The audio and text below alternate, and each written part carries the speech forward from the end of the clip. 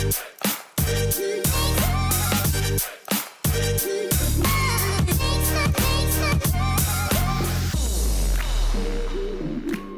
everybody and welcome to this week's Motor Trade Radio podcast in association with eBay Motors Group. It is Saturday the 27th of February and you're joined by myself, Philip Nothard. And me, Curtis Hutchinson. This is episode 10, season 7 of Motor Trade Radio, bringing you all the chatter that matters. And once again, we've gathered together this week's big industry stories across the franchise and independent sectors for you to enjoy all in one place. So, again, what a week. I mean, it's been when is it never a week of headlines? We keep saying it, don't we? I mean, it's, this week it's Boris announces who can open, what the plan is for opening, and then what happens in Scotland. I'm not sure there's been anything on Wales as yet, different to England and Scotland, but there's been a lot happening again on that. Great interview that you can still go back and listen to with Mike Hawes from the SMMT.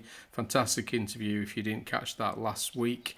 And on Monday, it is the 1st of March, Curtis. Yes. Usually a cause for celebration in normal years, but it's going to be different this year. And it's one of the things later in the show, we've got an interview with Derren Martin, and we talk about the March market, and it is something we picked up with Mike Hawes about. So, it's the 1st of March, new plates, and different rules, really. Yeah. I mean, I remember the 1st of August days, unfortunately, when there was the one plate a year, and that usually involved a night over, a stay over wherever I was working at that time, and midnight deliveries, and they're on right the way through till the rest of the day doing handovers. But gone are those days, gone are the good old days of that. But this year is certainly going to be different for dealers, isn't it? That's given this year. Unfortunately, it's we'll have to wait for the 1st of September when we are through all this. Yes, and lots of interesting talk this week in the press about ramifications for March. I mean, yes, we know showrooms won't be open, so this will push new sales into April, May, and beyond. So maybe we'll see the peak appearing slightly later than we normally do. So in terms of the headlines, we've kept them fairly tight this week because we've got that interview with Derren Martin from Cap HPI. And we wanted to make sure that there was value in that interview. So we did extend it a little bit to make sure that we had some good conversation around the market and what to expect as we go through March and into April. So we've got a few headlines this week, haven't we, Curtis? But we've kept them fairly tight. We have, yes. So the headlines this week, we've got an update from Inchcape. They've released their year ends, but more importantly, they've hinted at future direction for the business. Listeners will no doubt have seen the stories kicking around at the beginning of the week about Mitsubishi possibly returning to the UK. Well, we've got an update on that. Likewise, Scotland, there's, as you mentioned, they're a couple of weeks behind us in terms of what they're doing regarding the reopening. So we'll have an update on views in Scotland. And last week we had our first acquisition of the year, and this week we've got 2 acquisitions to cover. And we'll finish off with a look at Ellesmere Port, which is a sort of regular source of, it's a regular topic for us. But we do have an update on what the plans are for Ellesmere Port from Stellantis. It's new PSA-owned owners. So again, starting off with Motor Trader and the story of Inchcape, as you say there, and it's always an interesting one when we talk about Inchcape, and lots of rumours and speculation are always out about Inchcape and what they're doing in terms of the UK market. But the headline this time is Inchcape sold 13 UK retail sites in 2020, and I think we covered the majority of those when they went through those sales. And this is in a shift to distribution, and it's always back about this larger strategic plan to focus on their distribution side of the business and less about their retail side. And this has sort of kicked them rumours off again, hasn't it, around their year's results, what's been happening in the world of Inchcape, and the fact that they did exit 13 retail sites in the UK throughout last year, which again adds that speculation that they are exiting the UK retail market and focusing on distribution. But again, still to be confirmed, and we're not quite sure yet what the longer term plan is. Yeah, because significantly, Inchcape has changed its classification on the London Stock Exchange from specialty retail to business support services, which really does lend towards distribution. And there's a quote in this particular story from Duncan Tate, who's Group CEO of Inchcape, and he's saying that last year we continued to rebalance our portfolio towards the more attractive distribution segment, securing new distribution businesses in both Americas and Europe, and further reducing our retail business. So that really is the direction of travel there for Inchcape. And interestingly, I'm pretty sure this is how Inchcape came to the UK initially as a distributor. I seem to remember that from way back, possibly Toyota, I think. Toyota, yes, it was Toyota and possibly Daihatsu and maybe even Jeep. But it looks like it's going full circle. And the next story over in AM, and I'd like to be on the wall, fly on the wall with some of the Mitsubishi dealerships when they read the headlines in, I think it was the Financial Times, that hinted that the Mitsubishi was returning to Europe, and I think this was to do with speculation of in France, but actually the AM have ran the story that there is no change for Mitsubishi Motors in the UK amid the withdrawal. U-turn speculation. So again, there has confirmation that's come out to say that they're not thinking of returning to the UK at the minute, and that it was pure speculation that they had done a U-turn on that. So an interesting one there. Yeah, no, it was fascinating. You're right. The FT did break the story, and I read it. And I think there's 3, if not 4, unnamed sources within the story, and it was all based around a board meeting that happened earlier in the week, which seemed to indicate from these leaked sources that Renault was planning to build Mitsubishis in France. So therefore, Mitsubishi would be staying in Europe, but AM contacted Mitsubishi in the UK, and a spokesperson there said, our plans aren't about to change, and that Mitsubishi isn't developing any more new cars for Europe, and that's a fact. So that's that's straight from the horse's mouth, and this is an interesting development for the business, because we covered some talk last year about the Basadoni Group, who are the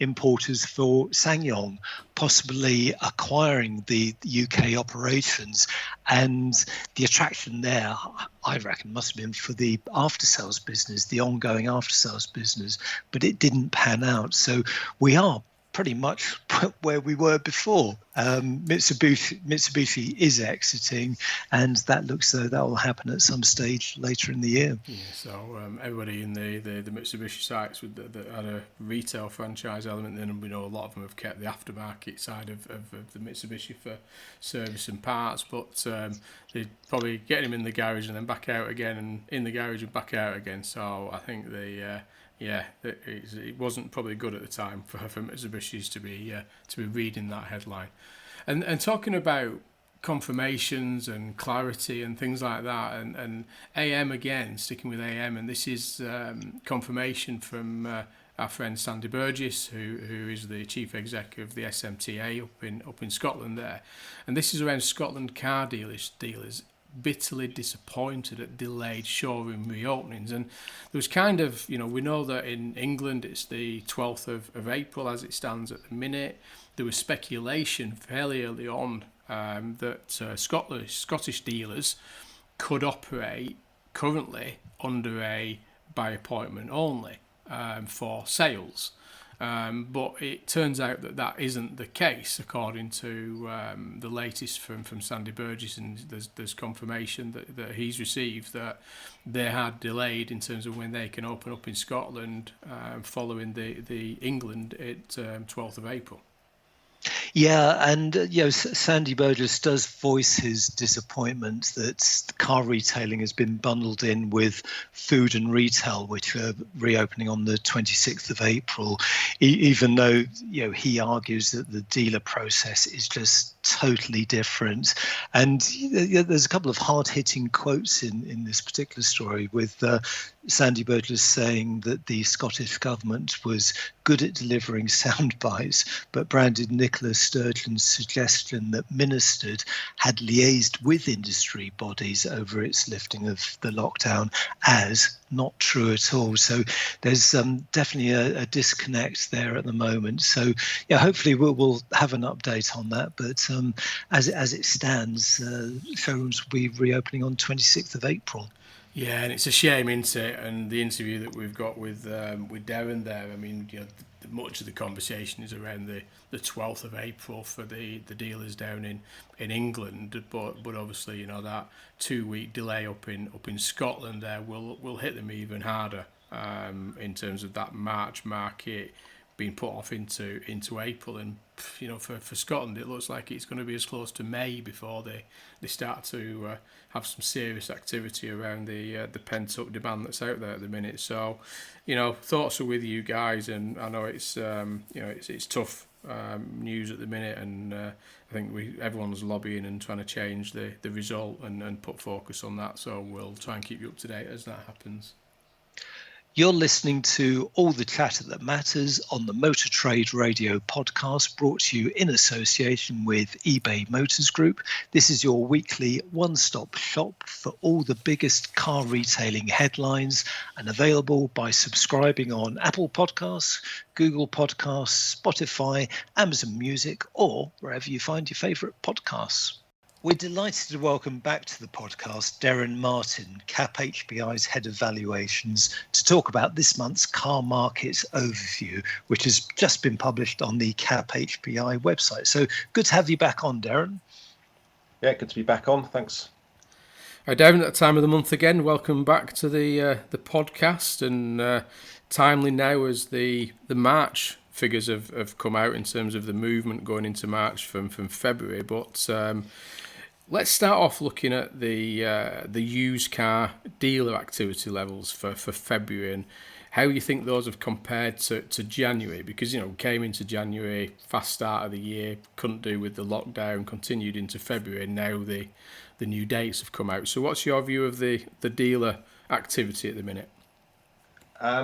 Generally, we've had a lot of conversations with the dealer world over the last month. I would say February's slightly better than January for most, but it's anywhere from 50% to sort of 80% of normal or of last year's figures really for dealers, and that is it can be anywhere between those. I think in general, franchise dealers, certainly premium brands, are doing probably faring the best. And I would say that car supermarkets are probably are more closer to that sort of 50 to 60% level. So there's obviously different business models there, and maybe car supermarkets are a little bit better to set up, or more set up for browsing, going and having a look at when you're not quite sure what you want to buy. Whereas if you know what you want to buy, you go through a franchise dealer if it's buying online. So those are the sorts of differences that we've seen, but there have certainly been some success stories in February of dealer groups telling us that they are sort of well within the 70s, and I certainly see that as a positive when everything is online, click and collect. Can't really test drive, or there's a little bit of a grey area around test drives, but it does all seem to be online, but everything is okay, I would say. It's certainly, I would say, more of a positive than a negative on that score. Yeah, I think you say, the test drive ones are open for debate, isn't it? I suppose I think we've touched on it a couple of times on the podcast that, how you get around a test drive, and it's all the hard bit that dealers are going through at the minute. But I think you're right. I think, when we talked in January that the some of the businesses were a little bit slow out the market, weren't they? In January a little bit, there was still buyers on furlough. They were still sort of trying to get their head around their stock levels and what they were going to do. But I think they're now in for the full month of February seems to be the case. Yeah, and on the buying side, so a lot of buyers have been furloughed, certainly in January, and there are the dealerships not necessarily replenishing their stocks quite as much as they have in the past. But in February, I think there's been a little bit of unfurloughing going on, or coming back for the odd days here and there. And the buying activity from the auctions and the like has increased in February as well. So it's probably about 10% up on where it was in January. And Derren, in terms of prices, from the data that you've been looking at, did dealers actually hold their nerve on advertised and transactional prices over the course of February? I think with advertised prices, it depends on the outlet really. Again, I think the franchise dealers have probably held their nerve. There has been some reductions for supermarkets when they're trying to generate that. Obviously, there's a smaller pot of customers, so they're trying to get on the sort of on the front page online and things like that. So there's been a little bit of reductions there, but I would say overall most have really held their nerve, and reducing has been maybe where cars have sat in stock since maybe sort of autumn of last year or something like that, and they've needed to reduce them. But if they're trying to generate some extra business, there has been a little bit of selective retail reductions. The trade side is a little bit different. We've seen trade values dropping, which normally you wouldn't get this time of year. January and February are the two strongest months traditionally, and we have seen trade prices drop again in January. The transactional price is an interesting one, because retail transaction prices seem to be very close to the advertised prices now. They are a lot closer than they were in previous years, and there's certainly not the ability for consumers to go in and negotiate, and it's more that the price is the price now, or there might be a very small reduction if someone's going to walk away. And just going back to the trade values dropping, would you see that going into March as well? That's the $1 million question. We're in unprecedented times, but I would say March, during March in our live values, we're expecting. I'm expecting less of a drop than we've seen previously over the last 2 months. There is going to be some pent-up demand when car showrooms reopen on April the 12th, and there could well be some buying in the trade before that, in recognition of a requirement for stock going into April. So we do think that March will be slightly stronger than it has been over the past couple of months, where our values have dropped by sort of 1.4, 1.5%, which on a 10-year-old car about £150. In general, I think that will be less in March, and it will be interesting to see how that goes. But you might get some that are unfurloughing people now to go out and buy, and I would say that's probably a good thing to buy now if prices do strengthen slightly, whereas others may wait until a little bit close to the time. So it'll be interesting to see how that goes.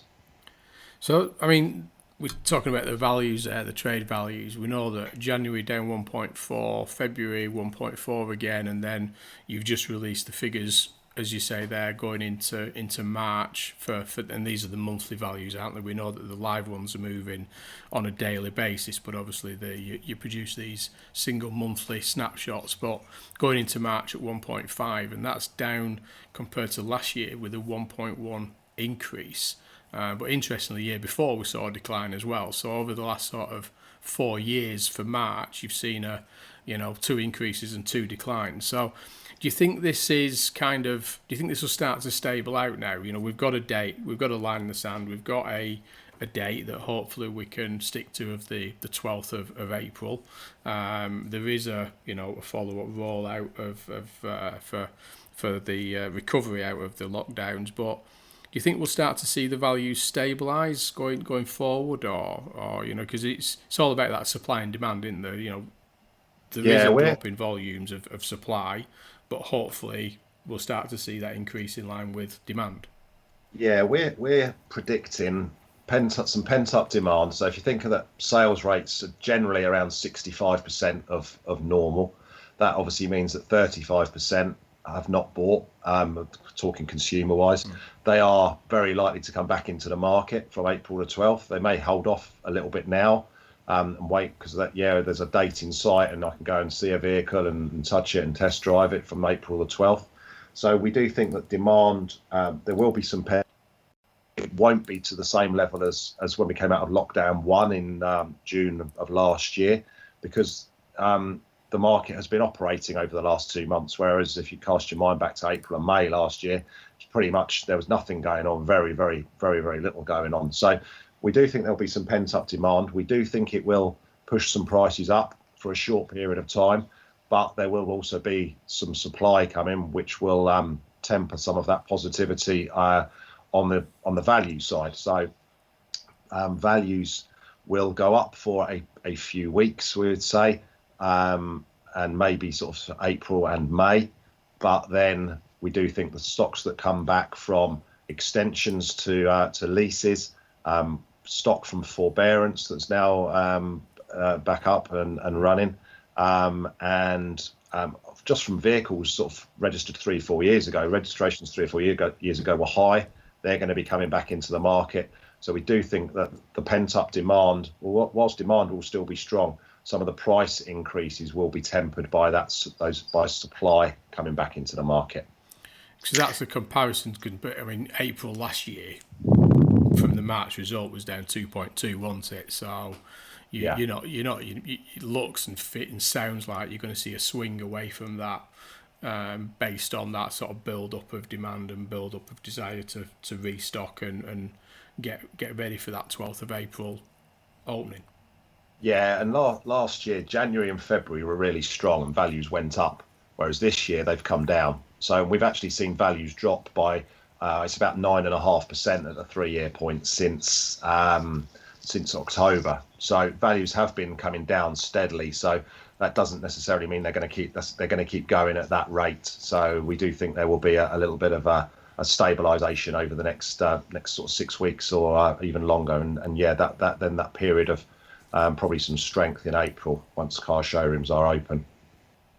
And Derren, last month when you were on, you were talking about winners and losers for the month, and I think you identified premium cars and sports cars being in high demand, and that being reflected in the used values. So just wondered what the winners and losers were like for February, and also any view on EV values, because obviously we talk about EVs a lot in the new car market, but just wondering how they performed as well. Yeah, looking at the average drop, as Phil said, was 1.5% during February for March monthly, but MPVs, they continue to decline. They dropped by 2.1%, which is around a couple of £100. So that's at the 3-year point. They've been the worst hit for a while now.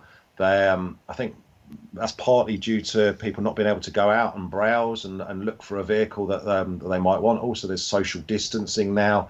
People not necessarily needing that that type of vehicle for the school run and things like that. So MPVs and obviously they are not as in vogue as they were in the past, and people would going to an SUV rather than MPV. Yeah. So they've been the hardest hit for a few months now. Other areas that have probably been hard hit similarly are, I would say, mainstream sort of volume vehicles. So if you're a retail outlet and you've sold a car, a mainstream volume car, you don't necessarily go and replenish it at the moment because we're in lockdown. Previously they would have been out searching for stock, but they're probably prepared now to run their stock levels down. If you've got 10 of one particular type of car in stock and you sell 1 or 2 of them, you don't necessarily go back and replace those 1 or 2. You're just happy to be at those lower levels because the sales rates are lower. So it's those sort of volumey areas that have come down in value because they're not being necessarily being sought after. Some strength, to answer your question on strength, sports cars continue to outperform the market. That's been a theme since sort of June last year, and I think maybe is pointed towards that the people that have got money have still got money. They're not as hard hit by the pandemic.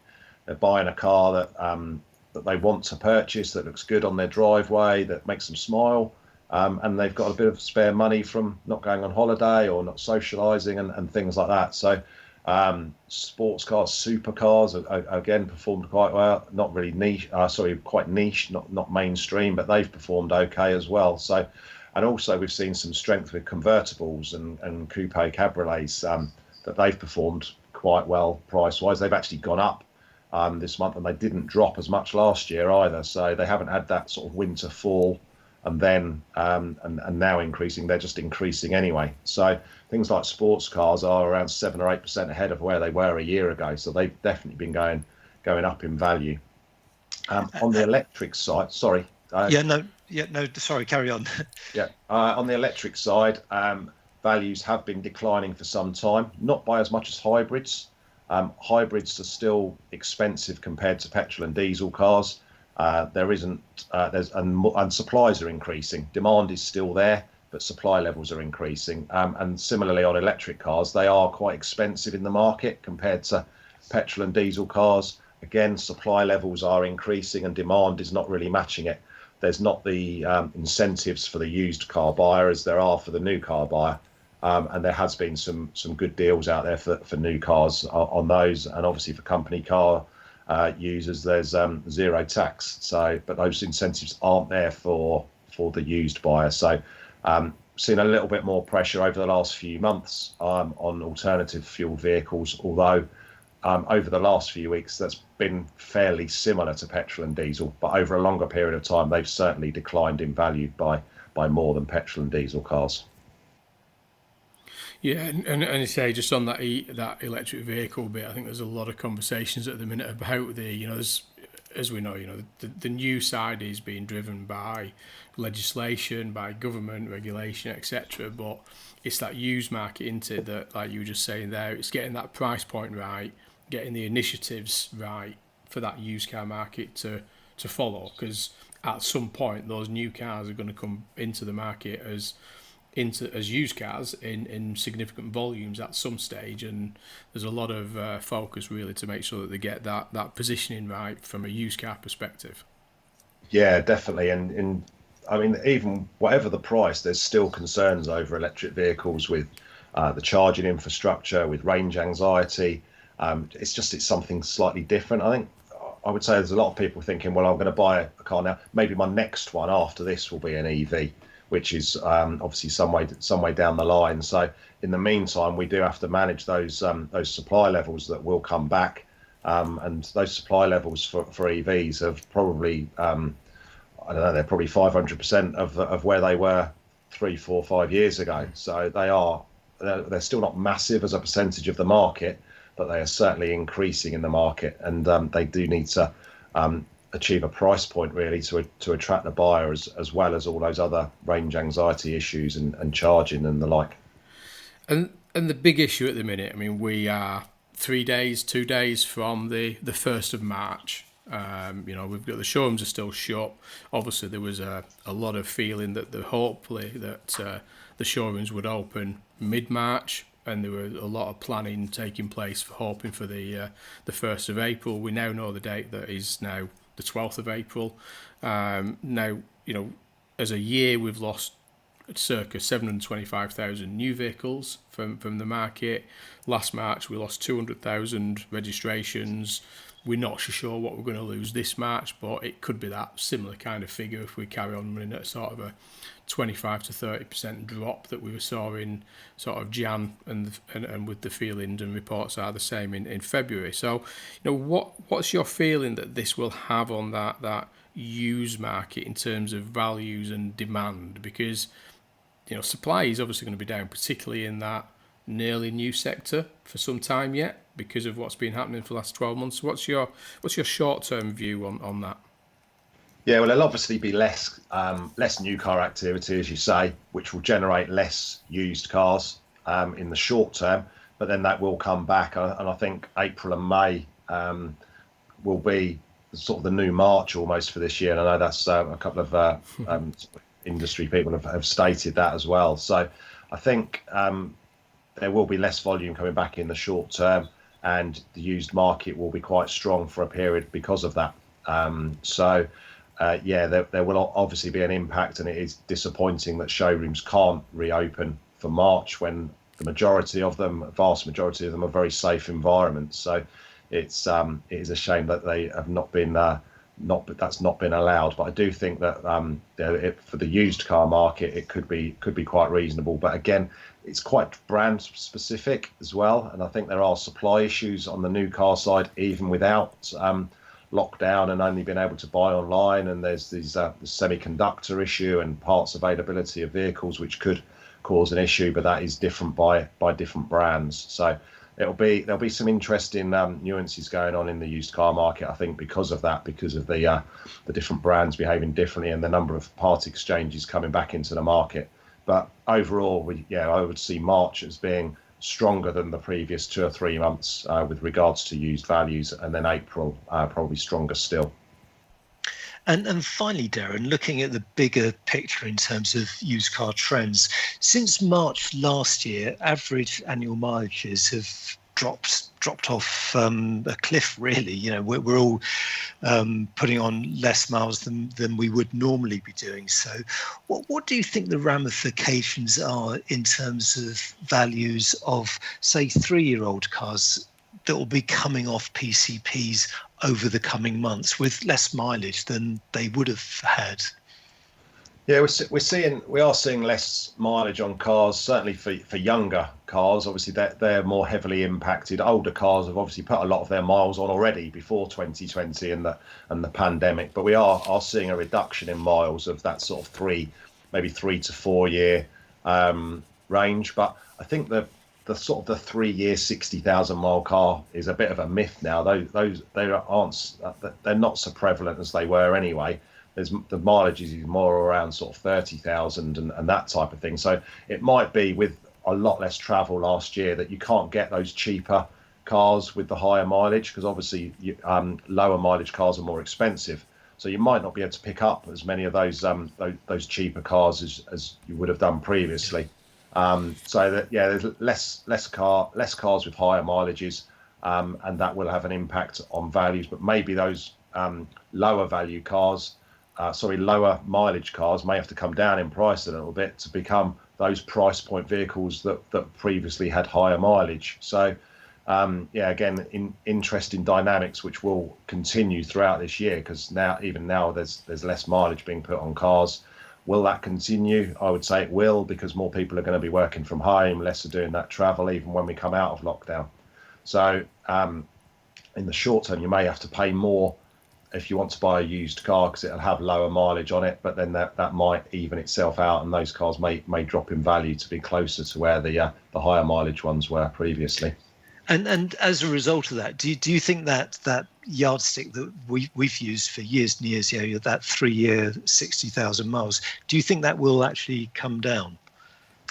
Yeah, we get asked a lot for 3 years 30 now, and the 3 years 60 is almost an industry benchmark for the sort of the fleet and leasing world, rather than for anything else. So think about Motability cars are always a lot lower than that, and consumers driving less. So I think that benchmark is certainly closer to 3 years 30 than 3 years 60 as it has been in the past. But we still do need to quote that 3 years 60 for those customers that do still benchmark that and have always benchmarked that. I mean, it's been fascinating having you on again, Derren, and giving sort of an overview of everything. I think, as you say, supply is going to be key into it as we come out of this lockdown. And I think one point that I've got from, what you've just been talking about there, and definitely throughout the last 12 months, is that you've got to look at the detail. As you say, that it is a benchmark, that 3 year 60. It's what's going on behind that in each sector at each different mileage point that's key, because, as you say, it's weakness in things like the MPV, strength in some of the sports and convertible products. There's a lot going on within the alternative fuel sector, particularly with plug-in hybrids and battery electric vehicle variances as well. So I think it's if there's one message from today's chat, is that keep in contact. There's a lot going on, and seasonality, I think, is probably out the window, isn't it, for some time yet.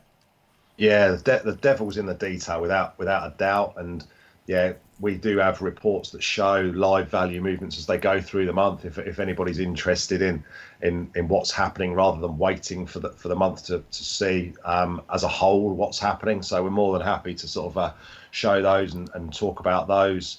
The devil is very much in the detail of what will happen next. It's going to be volatile in either direction. That's not necessarily that it's going to be volatile in a bad way. I think we're going to have a short period of some strength, and as I said earlier, then possibly some a sort of realignment of values again. But used cars are going to sell well this year again. That is going to be a constant, but it will just come down to supply and demand by fuel type, sector, brand, all of those types of things. Go back and remember the day when you announced that it's going to be the year of the used car. That was a few years back. Well, yeah, I'm going to say it's kind of continued, hasn't it? Since then, I think the used car market is certainly well, as you say, that was 2018, wasn't it? And it's continued, and it's definitely going to be the year of the used car, because there's so much going on in the new car market that the business needs to continue as used cars, doesn't it, at the minute? I think a lot of dealers have taken this opportunity from the sort of the pandemic hitting and new car supply being affected, and to almost get off the pre-reg drug, and to not maybe chase targets as they have done, but to concentrate on proper used cars. And they're their bread and butter. Margins have increased on certain cars. They can have afforded to have sold less because of the furlough scheme, so their costs aren't as high. But obviously that's all going to come to an end at some point. But used cars will always sell, and will always be a prime area for franchise and for supermarkets alike, and all the online sort of portals that have sprung up as well. So yeah, it's going to be a strong year for used cars, but for values we do think there will be some pressure because of those supplies coming in. Fantastic. Well, thanks again, and I definitely look forward to our catch up at the end of March, because that's going to be one at the end of the quarter, what's been happening in March, and obviously just a couple of weeks ahead of the showrooms reopening. So again, thanks for coming on, Derren, and keep safe and well, and we'll catch you again next month. Yeah, it's been a pleasure. Thanks, guys. I mean, great interview there with Derren Martin. We knew it would be. Lots to cover, lots of happening as they produce their results, and talking through some of the devil in the detail around that headline figure, and some of the nuances that are happening in the market, and obviously the impact of the showroom still being shut. Yeah, and you heard it first, 2021, the year of the used car. Again. Perhaps. Yeah. No, great interview. Derren's always good value. And, it's just great having these monthly updates, because there's so much happening in the market, especially in the used car market at the moment, that it's good to just be updated on what's going on, and also what his views are of what's likely to happen next. Definitely. So, going over to Car Dealer, and this is the first of the two acquisitions that have been published this week, and I suspect there's more that have taken place. But this is our good old friend, John O'Hanlon, who we've got to been referring to him as the Volvo man, haven't we? Because his growth and acquisition across his territory has been with Volvo. But actually, Wayland's joins Kia network with his first franchise in Reading. And this is, a story there covered by Car Dealer. So we know that the group was founded back in 2017. It has been a solely Volvo franchise until this, but actually he's acquired a Kia business down in Reading there, and takes the group into 5 locations in less than 4 years. I mean, that's we've had him on the podcast a couple of times, haven't we? And he's always welcome on the podcast. He's John. He's a great guest to have on, and full of optimism and buzz anti around the market. But interesting one, this one from John. It is, yeah, and it finally answers the big question: would Wayland's go multi-franchise? So they've gone dual franchise. I think you asked him that. I remember. I think you asked him that at one time. I don't think you got an answer. I think he just basically was a strategic answer when the opportunity presents itself. I think that was the answer. Yes, and clearly the opportunity has presented itself, and what a great brand to go with. I think Car Dealer, in this particular piece, say that Kia has the third largest dealer network in the UK, so it's got 190 sites. And for Wayland's, it's such a good fit. They're based in Newbury, Oxford, Swindon, and they also represent Volvo in Reading. So that's increasing their representation in Reading, and we will be hearing more, no doubt. So again, the second acquisition that we've got from the headlines is over in AM Online. That is Drayton Motors completes at Victor Wood Group Grantham Kia acquisition. So again, another Kia acquisition. Looks like there's been some movements within the Kia outlets this week, and a great move into that Kia brand for these guys. Yeah, now they are a Solus Kia dealer with representation in Boston and Louth, so this will give them their third site in Grantham. So it's a good fit. Victor Woods Group, a long-established family-run business, and they were looking to exit. So, this is a particularly good fit, and I think this particular acquisition was guided through by ASE Automotive Solutions. Yeah, again, sort of shows that there's these moves now that are taking place. That with Wayland's, they're moving into a new territory, new franchise for Wayland's, and I always say that it won't be the last, will it? I think people like John won't go into Kia with one franchise. He'll be looking at other opportunities as they present themselves, and again, you've got a single site franchise operator there exiting the business, and another business taking on to expand their portfolio. So you get the feeling that there's going to be a lot more of this as we go through the year. It's only just begun. It has. And finally this week, the last story is Automotive News Europe, and this is the recently renamed Stellantis from their joint venture there in terms of the brand there, but. As you said at the start of this, that Vauxhall is very much been talked about recently, and Ellesmere Port always gets talked about, doesn't it? I think it does, yeah. They've been through some turbulent times over the years in the sector of Ellesmere Port, but great news. Stellantis seeks UK aid to convert Vauxhall plant for EVs, and we talked about JLR last week, didn't we, as their sort of strategic plans for their EV investment in the UK. But it looks like Stellantis are looking at the same for Ellesmere Port. Yes, now it is dependent on what sort of support they get from the government to, clearly the Ellesmere Port plant needs to repurpose to build EVs. So if Stellantis gets encouraging words and actions from the government, this could secure a future for Ellesmere Port. At the moment, the workforce is down to, I think it's about 1,000 workers. So, significantly down on, its heyday, but still, a crucial plant. It is the Astra plant for Europe. And I guess what will make this switch a possibility is heavily dependent on access to a gigafactory, and what the developments are there in terms of the UK having gigafactories that can supply an EV plant. So, definitely one to watch there. And hopefully we'll get to hear more about this over the coming weeks as these conversations continue.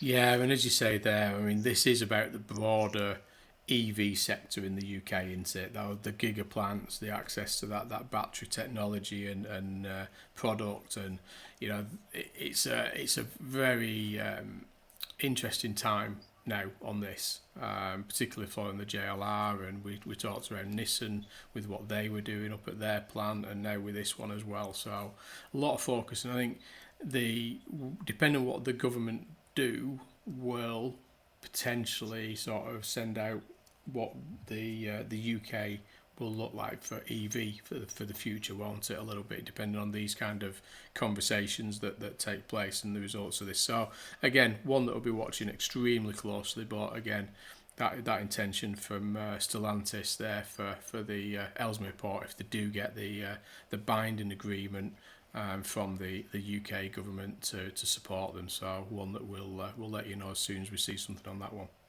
And Stellantis is starting to trip off the tongue now, isn't it? Because we cover them most weeks. Yeah. We'll see what the new Peugeot badge, how that one does for the future. But that's the, as we've got up this morning, that's the talk of the morning as to people's opinions on the new rebranded badge for Peugeot.